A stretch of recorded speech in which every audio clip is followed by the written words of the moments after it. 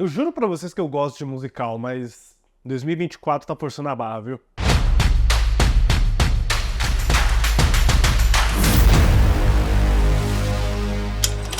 Olá, fãs da sétima arte, meu nome é Lucas Nascimento e esse é o Lucas Filmes, e hoje eu tô aqui pra falar sobre Emília Pérez, novo filme dirigido pelo Jacques Audiard, que deve ser um dos destaques de premiação na próxima temporada.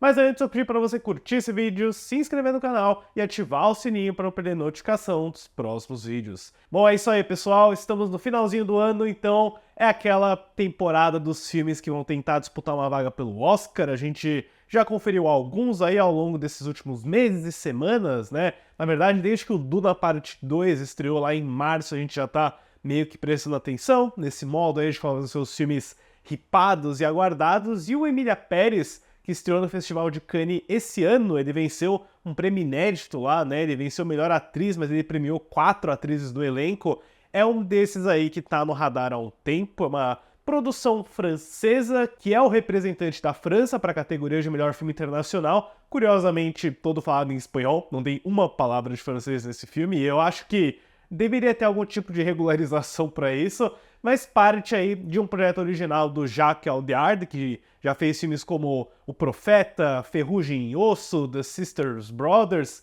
e ele baseia esse projeto numa ideia que ele tinha para um libreto de ópera em 4 partes, né? Ele foi originalmente concebido para ser uma ópera, acabou sendo convertido num filme que ele mesmo roteirizou e contou com o apoio aí da parte musical do compositor Clement Ducol para fazer a música e da Camille Dalmas para escrever as músicas. E todas as músicas foram traduzidas em espanhol por um compositor mexicano. E, aliás, né, se vocês não repararam, esse filme é um musical, tá? Ele é um filme que mistura diversos elementos, diversas camadas e subtramas para ser um grande épico musical de crime que foi financiado aí por diversas produtoras, em destaque aí a Why Not Productions, a 114 Filmes e a Pathé, que sempre está por trás de alguns dos grandes filmes franceses, num total aí de 25 milhões de euros. Chegou em Cannes, foi comprado pela Netflix nos Estados Unidos, onde ele chegou nessa última sexta-feira. Aqui no Brasil, ele vai vir pela Paris Filmes só em fevereiro, se não me engano, janeiro ou fevereiro, e ele tá, né, colecionando uma recepção interessante, algumas divisões mistas, e eu confesso que quando eu terminei de assistir o Emília Pérez, na verdade não quando eu terminei, mas quando eu tava lá pela metade, assim, eu meio que sabia que esse filme não ia ser 100% pra mim, né, porque quando eu ouvi dizer que ele era uma ópera antes de virar um filme, alguns elementos fizeram sentido, e eu acho que ele não é assim, 100% bem sucedido como um filme, mas eu também enxergo que esse daqui não vai ter como ser unanimidade, ele vai dividir muitas opiniões. A história do filme segue a advogada Rita, vivida por Zoe Saldanha, que é sequestrada pelo traficante de drogas Manitas, vivido por Carla Sofia Gascon, que pede sua ajuda para forjar sua morte e se transformar em uma mulher, Emília Pérez. Então é basicamente a história sobre um narcotraficante trans que quer passar pela transição, se reinventar e iniciar uma vida nova, né? Então, acho que de cara é uma premissa muito original, muito interessante. A gente sempre reclama da ausência de ideias audaciosas e originais, e o Emília Pérez está meio que tranquilo nesse quesito. A proposta é muito chamativa e vai render diversas discussões, com toda certeza, mas além de ter essa proposta, ele resolve contar isso numa espécie de musical, mas não é aquele musical meio Broadway, não é um musical meio Coringa Delírio A2 também. Na verdade, ele é um musical que me lembra um pouquinho mais, quando os números musicais acontecem, né?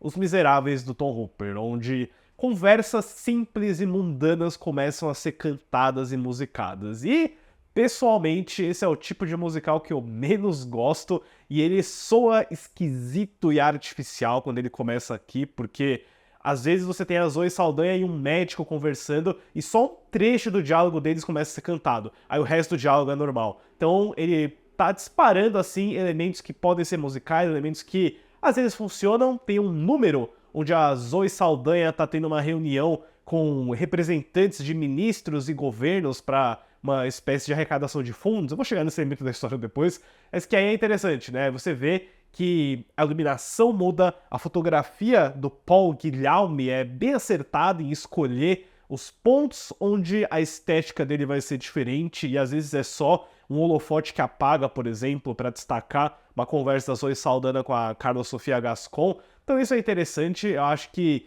ele é mais inventivo visualmente do que nos momentos onde a música tem que entrar. As músicas, assim, eu nunca imaginei que eu ia ver um número musical sobre troca de sexo que fala tanto sobre vaginoplastia que nem Emília Pérez, né? Então, não é o seu musical tradicional, ele não vai agradar todo mundo, então foi aí reacerto pra mim. Tem alguns números bons, outros nem tanto, algumas músicas que tem uma musicalidade interessante, outras esquisitonas demais pro meu gosto, assim, porém, eu acho que o que dá pra sobressair em todos eles é a Zoe Saldanha. Eu já vi muita coisa da Zoe Saldanha, a gente já viu ela em tantos estilos, em tantas cores diferentes, mas aqui, né, ela tem talvez a melhor performance da carreira dela. É uma personagem simples, meio clichê, mas bem escrita e muito bem atuada. Acho que quando ela começa a cantar em espanhol e dançar, eu falei, caramba, nunca vi a Zoe Saldanha tão magnética, tão boa que nesse filme aqui. Assim como a própria Carla Sofia Gascon, que é uma revelação, ela é uma atriz trans, e é um papel dificílimo, né? Eu imagino que para escalar esse papel, achar uma atriz que se encaixa nesse perfil, que cante ainda por cima, extremamente difícil, mas eu acho que a Carla Sofia Gascon manda muito bem, ela tem uma presença muito interessante em cena, ainda mais na segunda metade do filme, né?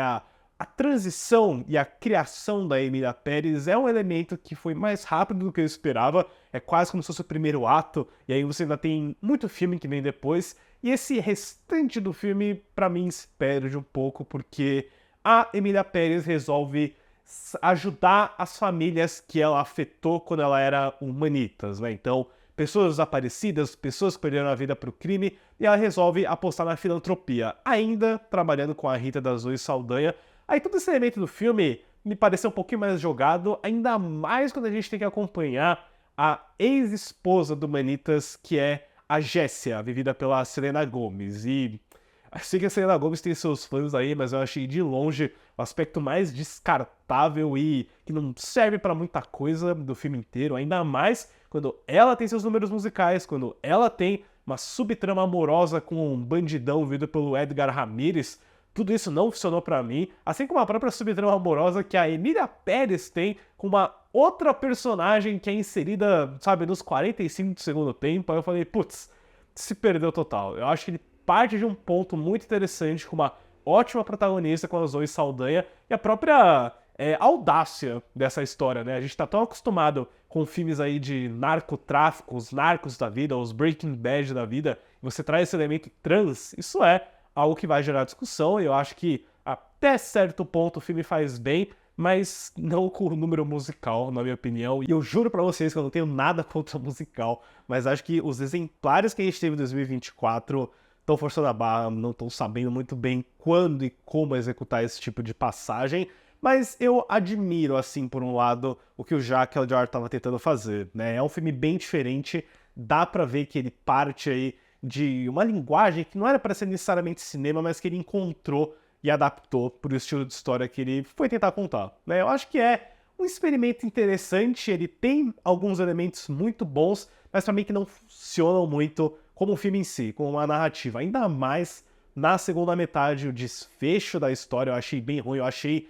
Sim, eu não sou muito de usar esse jargão, mas é muito novela mexicana que acontece da metade pro final, e eu fiquei até espantado em ver que esse filme aqui estava sendo tão elogiado, tão bem cotado para Oscar, temporada de prêmios e tudo mais, e, de novo, eu acho sacanagem um filme todo falado em espanhol ser o representante da França, né? Enfim, algumas regras têm que ser revistas, e o que sobra aí do Emília Pérez é uma experiência bem irregular. Porém, posso dizer que, com todas as suas invencionizes e elementos bizarros, eu nunca fiquei entediado vendo esse filme aqui. Pra Emília Pérez, eu dou uma nota 5. O filme estreia no Brasil pela Paris Filmes no ano que vem, deve ser o grande candidato da Netflix esse ano pro Oscar. Deixe nos comentários depois o que vocês acharam, suas expectativas e o que anda acontecendo com os musicais de 2024. Certo, pessoal? Obrigado pela visita e até a próxima sessão.